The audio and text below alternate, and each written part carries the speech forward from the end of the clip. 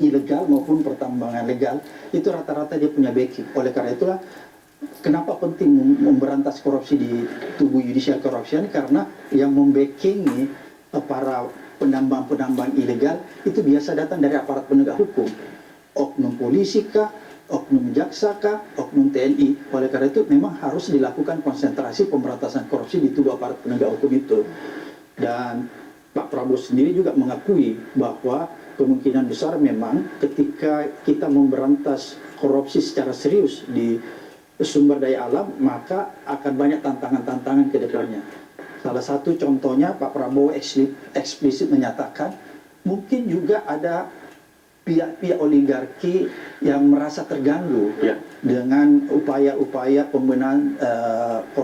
pembenahan sumber daya alam itu, sehingga apa yang dia katakan bahwa karena oligarki ini nggak senang ya bisa menyentuh dia, maka dia akan melakukan, ini kata Pak Prabowo bukan saya, dia akan melakukan serangan terhadap ekonomi kita.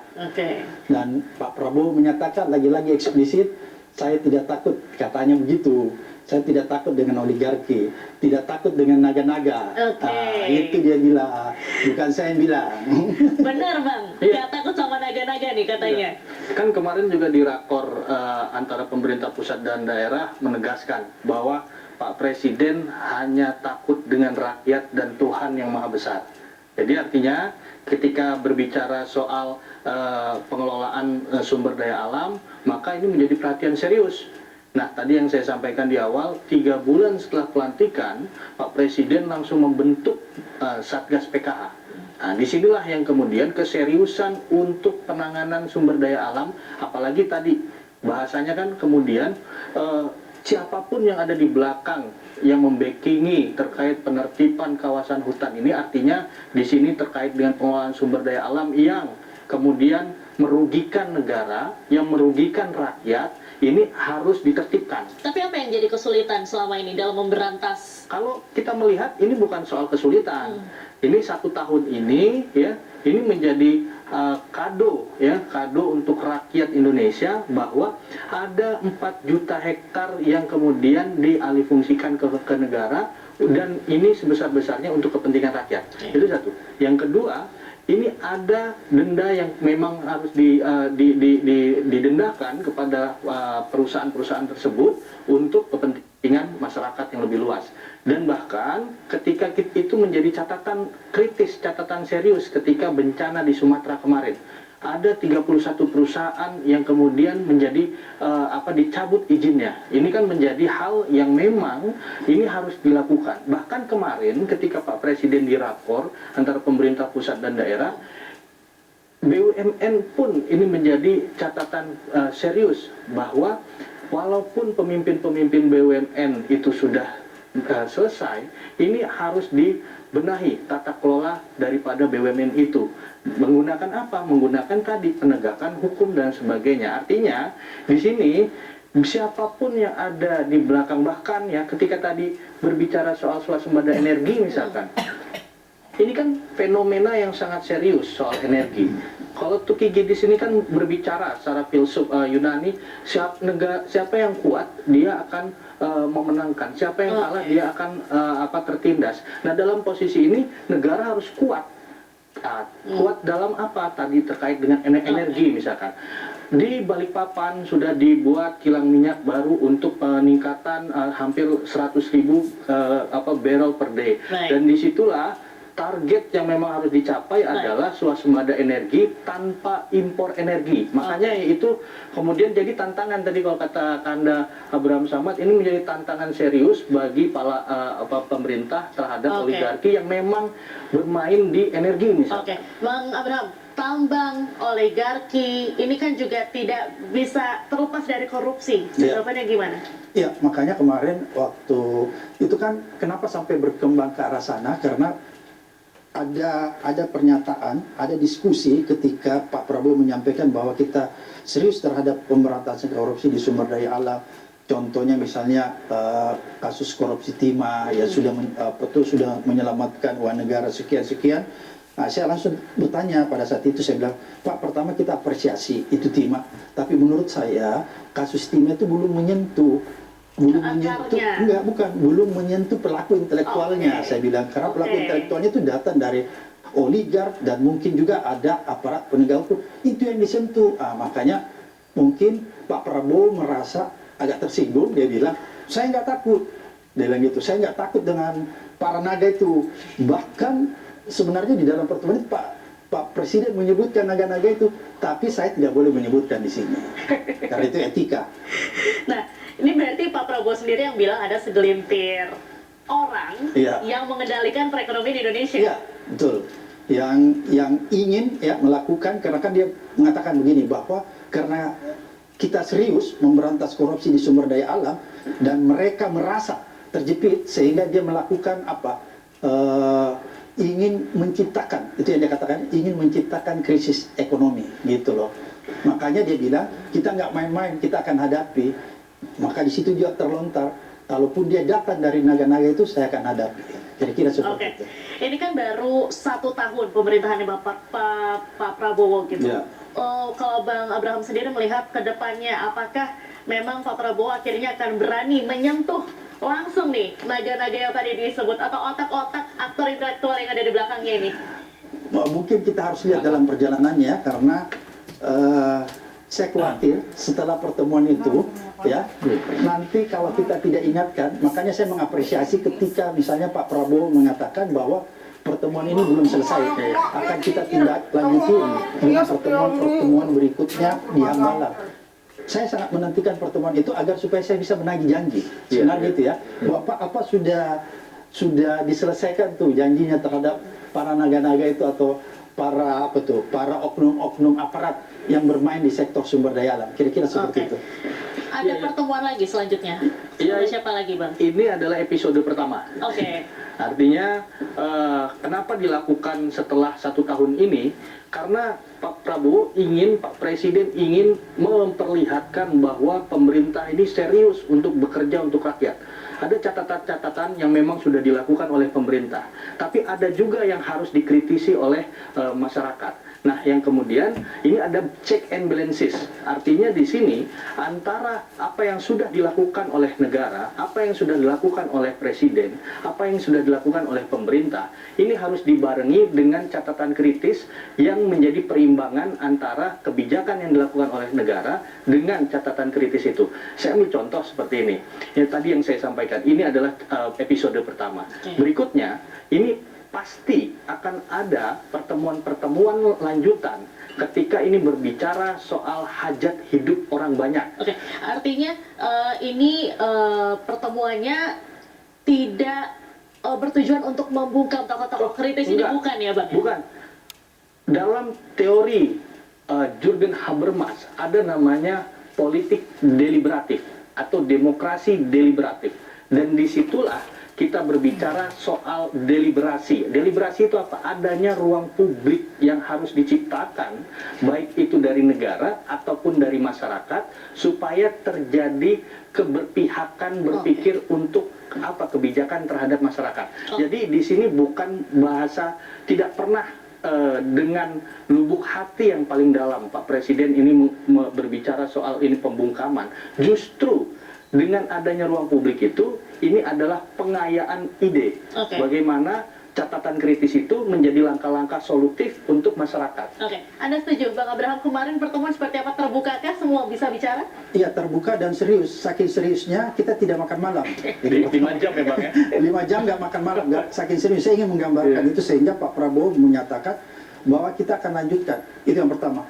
Kemudian yang kedua, saya ingin menggarisbawahi bahwa jangan ditafsirkan bahwa pertemuan itu mengundang tokoh-tokoh kritis itu adalah salah satu bentuk pembungkaman. Karena saya yakin orang-orang seperti saya tidak akan mungkin bisa dibungkam. Kira-kira itu yang ingin saya sampaikan. Oke, apa sebetulnya pesan yang ingin disampaikan Pak Prabowo? Ya, pesannya jelas bahwa antara pemerintah dan rakyat harus berjalan bersamaan. Untuk apa? Kebijakan itu tepat sasaran. Vox Populi Vox Dei, suara rakyat, suara Tuhan.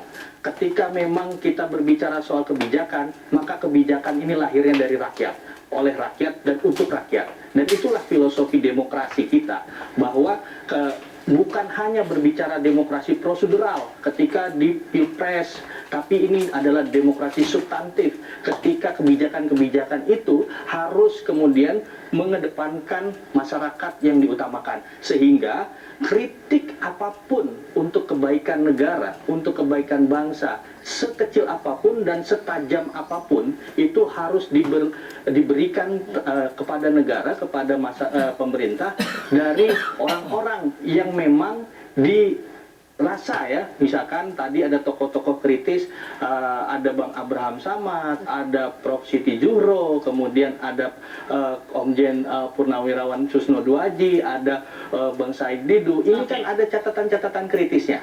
Apakah kemungkinan hanya tokoh-tokoh kritis itu saja? Belum tentu, karena bisa jadi dibuka ruang publik seluas-luasnya untuk siapapun yang kemudian bisa memberikan sumbangsih pikiran untuk bangsa dan negara. Baik, Bang Abraham, salah satu kasus yang menjadi sorotan 1 tahun kebelakangan ini adalah terkait dengan kasus ijazah. Disinggung tidak dalam pertemuan? Tidak disinggung secara eksplisit, tapi kita meminta sama Pak Presiden agar supaya tidak ada orang yang dikriminalisasi dalam berbagai macam kasus, termasuk misalnya kasus ijazah itu. Tapi tidak secara eksplisit. Tidak secara eksplisit, karena kita cuma minta supaya kedepannya tidak ada lagi kasus-kasus orang dikriminalisasi. Misalnya orang membongkar kasus ijazah itu nggak boleh dikriminalisasi, jadi tidak eksplisit. Apa saja nih Bang yang dibahas soal kasus itu tadi? Enggak ada. Jadi kita minta bahwa itu tadi tidak boleh ada lagi kriminalisasi, termasuk pembungkaman, orang bebas mengkritik, yang penting kritiknya itu konstruktif gitu ya. Dan ada yang menarik, ketika salah satu peserta kalau nggak sama Hersubeno itu dia menyampaikan bahwa Pak Presiden, tolong kalau kita yang kritik di luar ini pedas-pedas tolong diterima, jangan dibungkam. Langsung Pak Prabowo jawab, saya mempersilahkan Anda untuk mengkritik saya bisa-bisa dan saya tidak akan kriminalisasi Anda. Itu kata dia. Selain itu ada sorotan, kasus-kasus yang menjadi sorotan yang dibahas tidak Pak? Kalau saya lebih kepada kasus-kasus sumber daya alam, ya itu saya menyoroti tajam karena menurut saya itu kan menyangkut hajat hidup orang banyak. Karena kalau kita tidak mengelola sumber daya alam yang bagus, maka terjadi namanya fraud, total loss, dan corruption. Kira-kira seperti itu. Orang suka sebentar, cuma sampai jam 11. Mbak, kalau misalkan saya bilang cabai itu pedas nggak? Iya. Nah, pedas kan? Artinya, tapi cabai itu vitamin C-nya tinggi nggak? Tinggi. Nah, sehingga negara butuh hal yang pedas. Artinya apa? Di sini saya mau bilang bahwa ini adalah bagian dari vitamin C. Untuk apa? Untuk perbaikan bangsa dan negara. Apapun itu kritiknya. Makanya tadi disampaikan bahwa Pak Presiden sangat membuka diri bahwa Pak Presiden adalah terpilih secara demokratis, sehingga secara substansial itu harus kemudian menerima apapun kritiknya. Itulah yang kemudian diajarkan kepada kita semua anak bangsa bahwa ini adalah kebutuhan untuk bangsa dan negara. Itu yang pertama. Yang kedua, Pak Presiden juga kemudian memberikan gambaran secara komprehensif selama 1 tahun ini apa-apa saja yang sudah dilakukan oleh pemerintah, oleh negara, dan semuanya tidak bisa dibilang sempurna karena ini butuh kritik.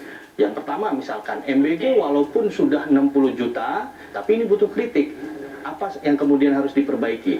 Yang kedua, terkait dengan tadi tata kelola sumber daya alam, sudah ada 4 juta hektar, tapi harus diperbaiki apa lagi, dan lain sebagainya. Artinya di sini kepedulian Pak Presiden itu menggantungkan dirinya untuk kemajuan dan quality of life-nya masyarakat. Bang Abraham, apa yang dilakukan Pak Prabowo ini dengan memanggil sejumlah tokoh kritis, kemudian juga kemarin ada Ormas, lalu Menlu, ini kan bisa dibilang banyak yang beranggapan Pak Prabowo sebagai tokoh yang otoriter, tapi ternyata memanggil banyak sekali tokoh untuk sharing, untuk diskusi. Bapak melihatnya seperti apa? Mungkin menurut saya kan ada beberapa persoalan-persoalan yang sedang dikerjakan oleh pemerintah, itu perlu dikomunikasikan. Oleh karena itu mungkin Pak Prabowo menganggap dan merasa perlu bertemu langsung, mungkin itu yang saya lihat ya, sehingga dia memanggil tokoh-tokoh kritis. Kan selama ini biasanya hal-hal itu disampaikan oleh juru bicara dan lain sebagainya. Mungkin Pak Prabowo ingin mendengar langsung tuh apa yang disampaikan tokoh-tokoh kritis ini. Oleh karena itulah forum kemarin yang kita diberikan, ya kita pergunakan betul secara maksimal, mengkritik habis-habisan di situ program-program yang kita anggap belum berjalan sebagaimana mestinya. Nah, Anda menilainya ini hanya lip service atau memang akan dilakukan ke depannya? Oleh karena itulah, untuk menilai apakah ini lip service atau betul akan diimplementasikan, maka kita butuh pertemuan selanjutnya agar supaya kita bisa menagih janji Pak Prabowo. Mana nih yang pertemuan pertama apa sudah dikerjakan? Kalau sudah dikerjakan, sejauh mana progress reportnya? Kira-kira seperti itu. Kalau tidak dilakukan pertemuannya ini, Anda bagaimana? Ya kalau misalnya apa yang sudah didiskusikan terus tidak ditindaklanjuti, itu berarti yang dikatakan orang omong-omong saja, kira-kira seperti itu. Oke, terima kasih banyak Bang Abraham Ya. Samad dan juga Ya. Bang Sadam sudah Siap. tergabung di The Prime Show malam hari ini. Makasih banyak. Sangat insightful sekali Oke, malam hari ini. sama-sama. Terima kasih banyak. Mungkin ingin menyampaikan sesuatu, Bang Sadam? Cukup. Cukup? Ya saya kira yang terakhir ya, Oke. Pak Presiden sangat membuka hatinya, membuka pikirannya untuk apa? Untuk kita sama-sama membangun bangsa dan negara ini dengan langkah yang memang harus beriringan antara solusi dan kritik, solusi dari negara, kritik dari masyarakat. Ini harus beriringan. Terima kasih. Oke, terima kasih banyak Bang Sadam, Bang Abraham Samad sudah bergabung di The Prime Show malam hari ini. Pemirsa, The Prime Show masih akan kembali usai jeda, tetaplah bersama kami.